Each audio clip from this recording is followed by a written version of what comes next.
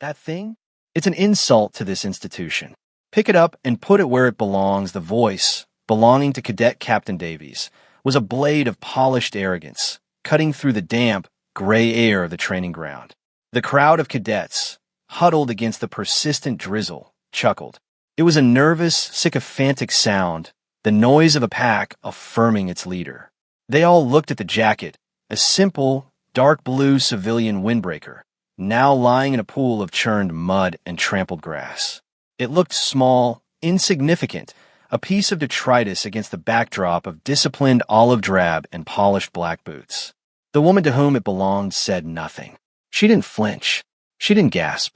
Her eyes, the color of a winter sky, moved from the smirking face of Davies to the soiled garment, and then back again.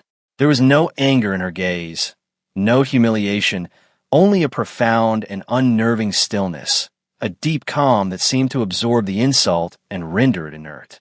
It was this silence that was most unsettling. It was a vacuum into which Davies's arrogance echoed back at him, subtly distorted. He had expected a reaction, tears, a protest, a flustered retreat. He got nothing but quiet observation. This woman, an observer from the Department of Defense they'd been told, looked utterly out of place. She was of middling height, with lines of experience etched around her eyes that spoke of long days and longer nights, her hair tied back in a simple, severe knot. She wore no uniform, no rank, nothing to command the respect that Davies felt was his by right as the top of his class at this hallowed institution. He saw a civilian. He saw a bureaucrat. He saw weakness. But when the academy superintendent, General Armitage, watching from a hidden overlook 200 meters away through a pair of Steiner binoculars, saw her stance, feet perfectly balanced, shoulders squared but relaxed, her weight distributed like a seasoned fighter's, he saw something else entirely. He saw a ghost. If you believe that true authority is earned in silence and not proclaimed with volume, type respect below. The rain continued its steady rhythm, each drop a tiny percussion against the helmets of the assembled cadets, a sound that seemed to magnify the tension hanging in the air. The woman, Elara Vance, simply turned her attention away from Davies and the muddy jacket, her focus shifting to the complex training scenario unfolding on the valley floor below. Her disengagement was more potent than any retort. It was a dismissal. It told Davies, and everyone watching, that he was a momentary distraction, a minor annoyance in a world of far more serious considerations. This infuriated him more than any shouted insult could have. He was Cadet Captain Davies, the pride of West Point, a man whose future was a foregone conclusion of stars in command. To be ignored by this nameless observer, was an intolerable affront to his entire being. He had built his reputation on a foundation of loud confidence, of projecting an aura of absolute certainty that cowed his peers and impressed his instructors. Her silence was a direct challenge to that foundation, suggesting it was built on sand. She stood with an economy of motion that was almost unsettling, her hands clasped loosely behind her back. While the cadets shivered and shifted, their state-of-the-art gear doing little to ward off the bone-deep chill, she seemed immune to the elements, a statue carved from some resilient, unyielding material. Her focus was absolute. She was watching the Blue Force and Red Force teams engage in a mock battle, her eyes tracking the flow of the exercise not as a series of individual actions, but as a single, interconnected system. She saw the weaknesses in the Blue Force's flank, the overextension of their lead element, the flaw in their communications protocol that Davies, as their designated commander, had personally signed off on. She saw it all, and her expression remained unchanged, a mask of placid neutrality. The cadets around her misinterpreted this stillness as ignorance or indifference. They whispered among themselves, their words snatched by the wind. "Who is she anyway?" One muttered. "Some policy wonk from the Pentagon." Another replied with a sneer. "Probably here to write a report on gender integration in training environments. Thinks a battlefield is a spreadsheet." Davies overheard them and smirked, his confidence bolstered by their shared disdain. He had made his point. The jacket in the mud was a symbol. It was a declaration that this was their world, a world of grit and tradition, and she, with her civilian clothes and quiet demeanor, was an unwelcome intruder. He had established his dominance. He felt the familiar warmth of control settle over him. But the feeling was fleeting, brittle. Her continued silence was like a hairline crack in his composure, a tiny fracture that threatened to spiderweb across the entire facade of his authority. He had thrown a stone into a still lake, expecting a satisfying splash and wide ripples. Instead, the stone had vanished without a trace, and the water remained as placated and impenetrable as ever. He found himself glancing at her, seeking a reaction, needing one to validate his actions. But she offered him nothing. She was already looking beyond him, beyond the petty drama he had created, her gaze fixed on the coming storm, both the one in the sky and the one she could see brewing on the field of battle below. The exercise began to unravel with predictable, brutal efficiency. It started with a burst of simulated machine gun fire from a ridge that Davies had dismissed as impassable terrain. The Red Force, the opposing team, had exploited it perfectly. The lead element of the Blue Force was pinned down, their communications suddenly dissolving into a panic cacophony of overlapping shouts and static. Man down! Man down! I need a medevac! A voice screamed over the net. Davies, perched in his command post, began issuing orders, but his voice, usually so commanding, now carried a distinct tremor of panic. He was reacting, not commanding. He was plugging holes in a dam that was already collapsing. He moved pieces on his digital map, but his moves were clumsy, lagging behind the rapidly deteriorating reality on the ground. The scenario was designed to test leadership under pressure, and Davies was failing in spectacular fashion. The instructors, observing alongside General Armitage, made notes on their tablets, their faces grim. They saw a cadet who had memorized the textbooks, but had never truly understood the chaotic, fluid nature of combat. He was trying to force the situation to conform to his plan, rather than adapting his plan to the situation. It was a fatal flaw, and the simulated consequences were piling up. His command net discipline vanished. Cadets were shouting over one another, contradicting his orders, their carefully cultivated training dissolving under the weight of his indecisive leadership. He called for a flanking maneuver that would expose his entire force to a secondary ambush he couldn't see, a trap so obvious to a trained eye that it was painful to watch. The entire exercise was spiraling into a rout, a lesson in failure that would be studied for weeks. Amidst this rising tide of chaos, Alara Vance remained an island of calm. She hadn't moved. She hadn't spoken. But something in her demeanor had shifted. Her focus had intensified, her gaze sharpening to a fine point. It was the look of a master craftsman seeing a flawed piece of work, understanding precisely where the grain was wrong, where the joints were weak. She wasn't just observing anymore. She was analyzing, deconstructing the failure, her mind moving with a speed and clarity that was a universe away from the frantic guesswork happening in Davies' command post. Her hands, which had been clasped behind her back, slowly came forward. They were steady, practiced hands, the kind that could field strip a rifle in total darkness or suture a wound with equal precision. She didn't reach for a radio or a tablet. She simply watched, her head tilted slightly, listening. She was listening not just to the panicked radio chatter, but to the silences in between, to the rhythm of the simulated gunfire, to the cadence of the chaos. To her, this wasn't just noise, it was information. It was a language she understood as intimately as her own name. The rain began to fall harder, plastering strands of hair to her forehead, but she seemed not to notice. The world for her had shrunk to the valley below and the puzzle it presented. A puzzle that, for her, had a simple, elegant solution. A solution that was hiding in plain sight, obscured by the fog of war and the louder fog of Davies' ego. He was looking at the map, at the symbols and icons. She was looking at the terrain, at the soul of the ground itself. The moment of transition was almost imperceptible. There was no grand declaration, no seizure of command. It was a quiet shift in the gravitational center of the scene. The exercise was on the verge of being called off by the instructors. Davies stood frozen, his face pale, staring at the screen that showed his forces being systematically dismantled. The simulation was lost. He had failed publicly and catastrophically. It was then that Vance moved. She walked with a purpose that was silent yet absolute, her muddy boots making soft, sucking sounds on the wet ground.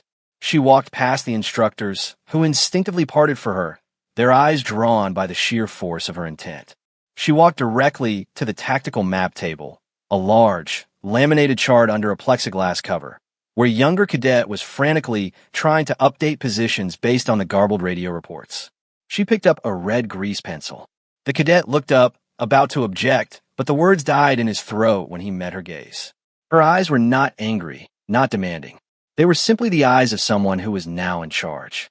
Her hand moved over the map, a blur of practiced efficiency. She didn't erase Davies's flawed plan. She simply ignored it. In 3 swift, clean lines, she redefined the battlefield. The first line traced a hidden creek bed, a shallow depression that offered concealed movement from the east. The second highlighted a small, rocky outcrop that provided a perfect overwatch position, a natural fortress that Davies's reconnaissance had completely overlooked. The third was a sharp, direct arrow, a vector of attack so brutally simple and direct that it was breathtakingly brilliant. She hadn't created a new plan. She had revealed a plan that the terrain itself had been offering all along. She then looked up, her gaze sweeping over the nearest squad of cadets, the ones held in reserve. She didn't raise her voice. She didn't need to. She pointed the grease pencil, its tip a sharp red accusation against the gray sky, a young sergeant. "You," she said, her voice low but carrying with the clarity of a bell. "Take your squad. That creek bed. Overwatch on that outcrop. You will suppress the machine gun nest." She then pointed to another cadet, a communications specialist fiddling uselessly with his radio. "You, go with them. Maintain line of sight. Relay fire corrections only. No chatter." Finally, she looked directly at a pale-faced medic. "You, follow them. Stay in the creek. Your casualties are here." She tapped a precise point on the map where the pinned-down element was located. "You will reach them in 7 minutes." Her commands were not suggestions. They were statements of fact, predictions of a future she had already seen. The cadets, leaderless and desperate just moments before, stared at her. They looked at the map, at the elegant, undeniable logic of her lines. They looked at Davies, who stood gaping, his authority utterly evaporated. Then they looked back at her. The sergeant, without a moment's hesitation, nodded sharply. "Yes, ma'am."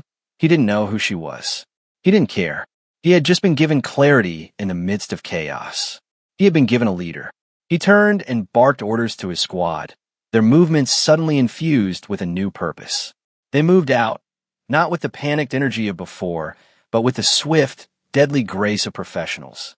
The aftermath of her intervention was a profound and deafening silence. The frantic screaming on the radio net ceased, replaced by the calm, concise reports of the communications specialist she had dispatched. On the outcrop, in position, engaging target. A moment later, the simulated chatter confirmed it. Red Force machine gun, nest neutralized. Then, another report. Medic on site. Treating casualties, 7 minutes. Exactly as she had predicted. The entire momentum of the battle had been reversed in less than 30 seconds by 3 lines on a map and 19 words. The Red Force, their key position eliminated and their flanks suddenly exposed, began a simulated retreat. The Blue Force, under the clear, calm direction being relayed from the new Overwatch position, rallied and pushed forward. The exercise wasn't just salvaged, it was won decisively. Davies stood as if turned to stone, his face a canvas of conflicting emotions. Disbelief, humiliation, and a dawning, terrifying sliver of awe. He looked at the map, at the simple, perfect line she had drawn. Why hadn't he seen it? It was so obvious now, so painfully clear. He had been so focused on executing the plan from the textbook, the one that had earned him high marks in the classroom, that he had failed to read the terrain itself, the most important book of all. The instructors were equally stunned, their pens frozen over their notepads. They were witnessing a masterclass in tactical artistry, a level of intuitive command presence that they had only ever read about in the biographies of legendary generals. The woman, her work done, stepped back from the map table. She wiped the red grease pencil on her pants, leaving a faint smear, and resumed her previous posture of quiet observation, as if the entire, extraordinary event had been a minor exertion, a simple correction of a misplaced piece on a chessboard. The rain had softened to a mist, and in the quiet that followed, the only sounds were the distant, victorious calls of the Blue Force and the steady drip of water from the tent flaps. The world had been turned upside axle, and no one knew what to say. It was into this shocked silence that General Armitage walked. He emerged from the tree line where he had been observing, his expression unreadable, his 3 stars gleaming dully in the flat, gray light. He moved with the slow, deliberate pace of a man who held immense power but felt no need to display it. The instructors saw him and immediately stiffened, snapping to attention. The cadets, seeing their instructor's reaction, did the same. A wave of disciplined rigidity passed through the crowd. Armitage's eyes, however, were not on them. They swept past the instructors, past the humbled cadet Captain Davies, and settled solely on Alara Vance. He walked directly to her, his boots sinking into the same mud that held her discarded jacket. He stopped precisely 2 feet in front of her, a formal, respectful distance. For a moment, he just looked at her, and a flicker of something, a memory, a shared history, passed between them. Then, in a single, fluid motion that stunned every person present into breathlessness, General Armitage, the superintendent of the United States Military Academy, a man who commanded the respect of senators and presidents, snapped to the sharpest, most profound salute of his long and decorated career. His hand was a blade, his back a ramrod, his gaze locked on her with an expression of pure, unadulterated reverence. "General Vance," he said, his voice a low, resonant baritone that carried across the field. "My apologies, ma'am. I was not aware you would be personally observing the exercise today. I trust the arrangements have been satisfactory." The title hung in the air, heavy and impossible. General Vance. The word general echoed in the minds of the cadets, colliding violently with the image of the quiet, unassuming woman in the mud-stained civilian clothes standing before them. It didn't make sense. Davies's jaw went slack. He felt a cold dread wash over him, a dawning horror that was so immense it was almost paralyzing. He had not just insulted a civilian observer. He had committed an act of sacrilege. Armitage held the salute, waiting for her to return it, a clear and public display of deference. Vance simply gave him a small, almost imperceptible nod. "It's been illuminating, Marcus," she said, her voice dry. It was only then that Armitage dropped his salute, though his posture remained ramrod straight. He turned his head slowly, his gaze sweeping over the assembled cadets, his eyes lingering for a moment on the muddy jacket, and then finally coming to rest on the ashen face of Cadet Captain Davies. The temperature on the field seemed to drop another 10 degrees. "I believe," Armitage began, his voice now stripped of all warmth, a tool of pure, cold authority, "that some of you are under a severe misapprehension about the nature of leadership and the identity of our guest." He took a step to the side, positioning himself next to Vance, a clear, symbolic alignment.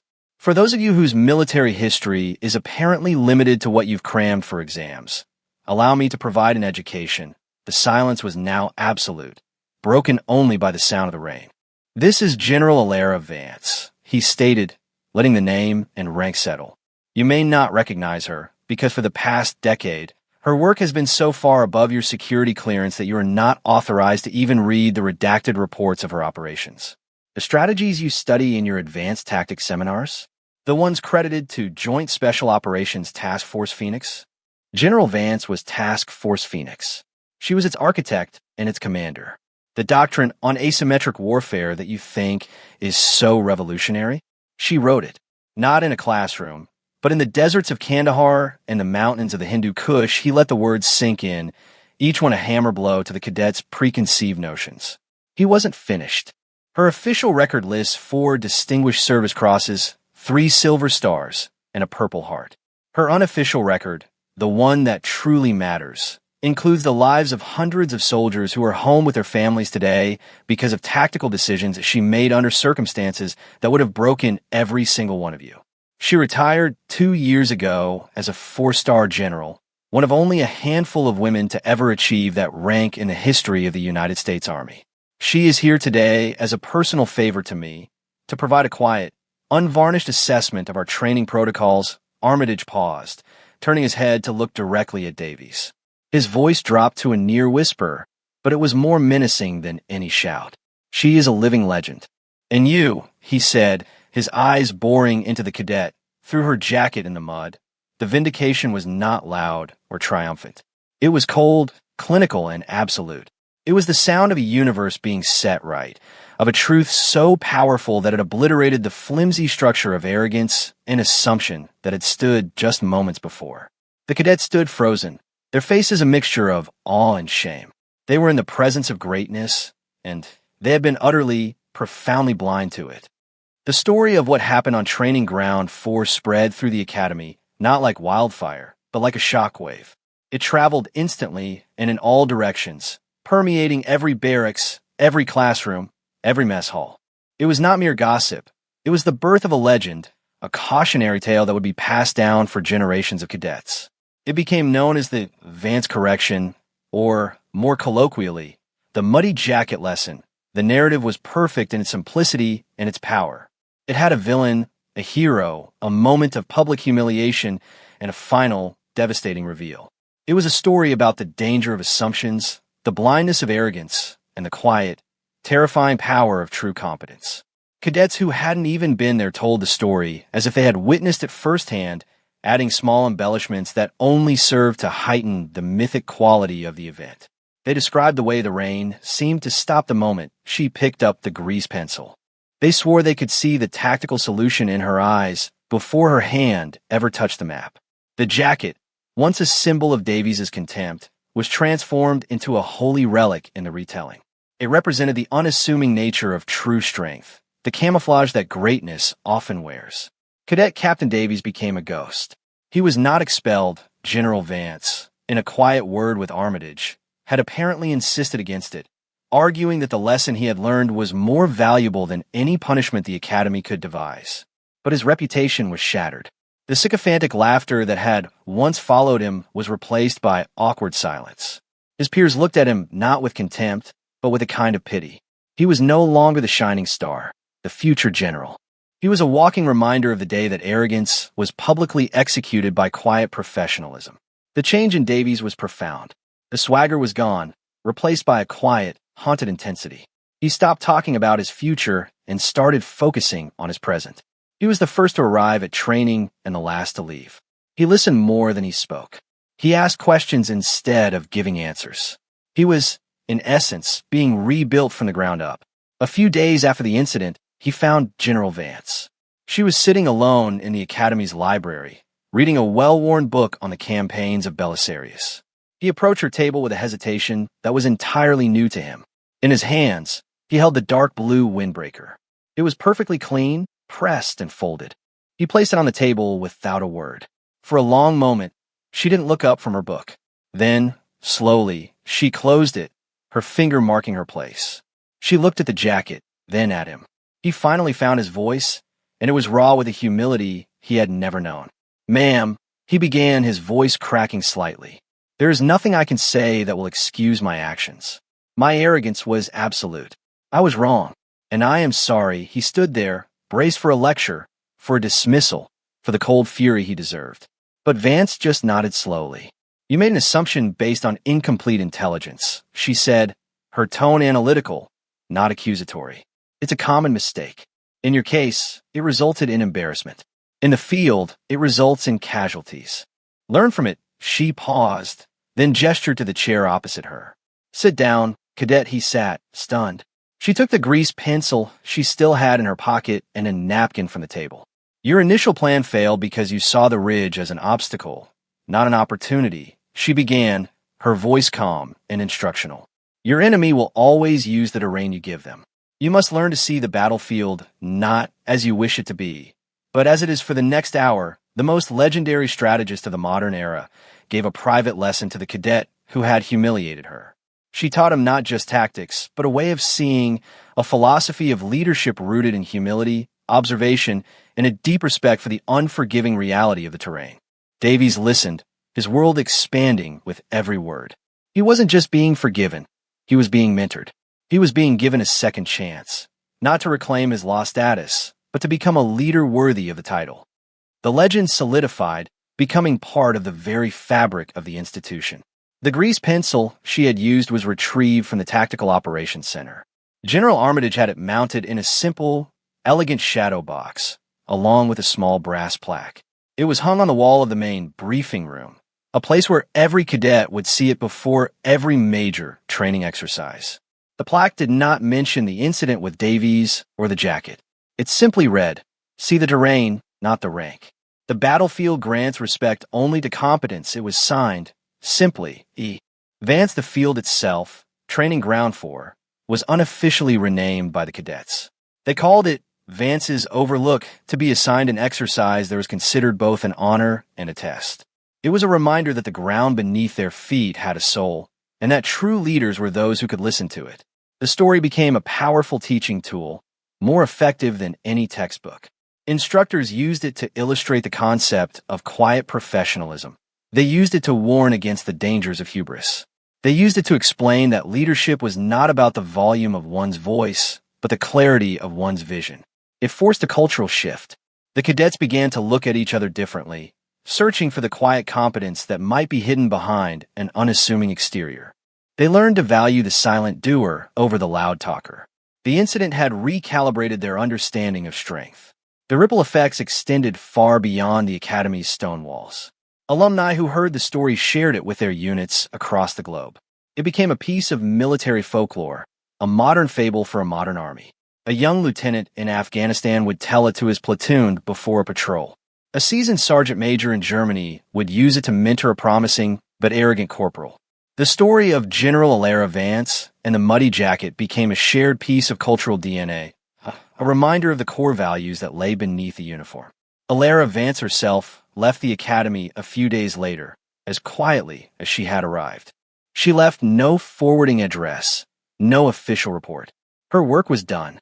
She had not come to teach a class, but to impart a lesson, and it had been delivered with devastating precision. Her legacy was not in the plaque or the name on the training ground. It was in the change she had wrought in a single cadet, a change that would now ripple outward through the countless soldiers he would one day lead. It was in the subtle shift in the institution's culture, a renewed focus on the substance of leadership over its style. She had planted a seed of humility, and it was already beginning to grow. The jacket was left behind. Davies found it on the library table after she was gone. He took it not as a trophy, but as a reminder. He kept it in his footlocker, a private, tangible symbol of the most important lesson he would ever learn. It was a reminder that the most powerful uniform is not the one you wear on your shoulders, but the one you wear on the inside, the invisible uniform of character, integrity, and quiet, unshakable competence. Years passed. The gray skies and muddy fields of West Point gave way to the sun-scorched earth of a remote forward operating base in a dust-choked valley thousands of miles away. Captain Davies, no longer the arrogant cadet, stood over a tactical map laid out on the hood of a Humvee. His face was leaner, hardened by experience, his eyes holding a calm that had been forged in the crucible of real-world command. A sudden IED attack had crippled his convoy, communications were sporadic, and a sandstorm was rolling in, cutting them off from air support. His men were looking to him, their faces tense, their trust in him absolute. A young lieutenant, fresh from the academy and full of textbook certainty, was beside him, pointing frantically at the map. "Sir, doctrine says we should establish a 360-degree perimeter here and wait for the QRF," the lieutenant said, his voice tight with anxiety. "We fortify this position and hold." Davies listened patiently. He looked at the map, but his eyes were seeing beyond it. He was seeing the terrain, feeling its rhythm. He saw the shallow wadi to the west that the maps barely registered. He saw the way the wind was sculpting the dunes, creating new avenues of cover and concealment. He saw a solution that was not in the book. He shook his head slowly. "The book is wrong, Lieutenant," Davies said, his voice calm and steady amidst the rising wind. "The book didn't account for this storm or that wadi. Holding here makes us a static target, a big, fat bullseye. We're not holding. We're moving." He picked up a stick and drew in the sand, his lines swift and certain, an echo of a gesture he had witnessed years ago. "We're going to use the storm as cover. We'll take the wadi. It will lead us to the high ground behind that ridge. From there, we control the valley." The lieutenant looked at him, his expression a mixture of doubt and confusion. "Sir, that's a huge risk." "It's unconventional." Davies looked at the young officer, and for a fleeting moment, he saw his younger self in the man's eyes, the arrogance, the certainty, the blindness. He smiled a wry, tired smile. "Let me tell you a story, Lieutenant," he said, his eyes distant for a moment, looking back across the years to a rainy field in New York. "It's about a muddy jacket, a grease pencil, and the difference between seeing the map and seeing the ground." As he spoke, his men began to move, following his new orders with a quiet, practiced efficiency. They trusted him not because of the bars on his collar, but because he had earned their trust day after day with calm, competent leadership. He had learned his lesson well. He had become the kind of leader that Alara Vance had known he could be. Back at the academy, the story endured. It was told to every new class of cadets on their first day of field training. An old, grizzled sergeant major would gather them at Vance's overlook and point to the plaque in the briefing room. He would tell them about the quiet civilian woman who had outthought and outled the best and brightest cadet in the school. He would tell them that rank is a responsibility, not a privilege, and that arrogance is a weight that will drown you in the mud of your own ignorance. The story had become a foundational myth, a moral compass for the institution. It reminded them that the true measure of a soldier was not in their posture on the parade ground, but in their clarity of thought under fire. It taught them that the most dangerous enemy is not the one across the battlefield, but the one inside your own head, the one that tells you that you already have all the answers. The legacy of General Vance was not a statue or a building bearing her name. It was something far more powerful and enduring. It was a standard. It was a quiet, persistent voice in the conscience of every cadet who heard her story, a voice that whispered, "Be humble, be observant, be competent. Let your actions be your only argument." It was a legacy written not in stone, but in the character of the leaders the Academy sent out into the world. The true uniform of a leader is not woven from fabric, but from experience. It is not decorated with ribbons and brass, but with the quiet confidence that comes from overcoming adversity, from making hard choices in impossible situations, and from earning the respect of those you lead, one correct decision at a time. General Alara Vance had worn that invisible uniform her entire life. On that rainy day, the cadets had only seen her civilian clothes, a thin veneer of the ordinary. They failed to see the four-star general underneath, not the rank conferred by the Pentagon, but the authority forged in decades of silent, dedicated service. Her true power was not in the stars she had once worn on her shoulders, but in the clarity of her mind and the steadiness of her hand. She had demonstrated that true authority doesn't need to announce itself. It is self-evident. It is a force of nature, like gravity, that bends the world around it through its very existence. The jacket in the mud was a perfect metaphor.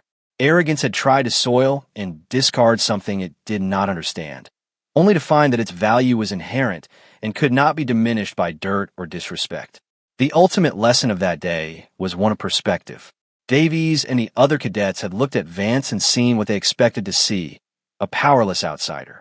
Vance had looked at a chaotic battlefield and seen what was actually there, a simple, elegant solution. The story serves as an eternal reminder that what you see is determined by who you are. An arrogant mind sees only status and symbols and is therefore blind. A humble mind sees reality and is therefore powerful. Legacy is not a monument you leave behind for people to look at. It is a lesson you plant inside them, a seed that grows and spreads long after you are gone. General Vance's legacy was now thriving in 1,000 different places. In a captain's calm voice during a sandstorm, in a lieutenant's newfound humility, in the culture of an entire institution. She had not come back wearing a four-star uniform to demand respect. The uniform was merely the official recognition of status she had already earned 1,000 times over in silence and obscurity. Her real victory was in proving that the uniform is just a symbol. The true substance is the character of the person who wears it. For more stories where demonstrated competence triumphs over baseless assumption and where quiet professionalism defines their worth, subscribe to Unknown Heroine Tales.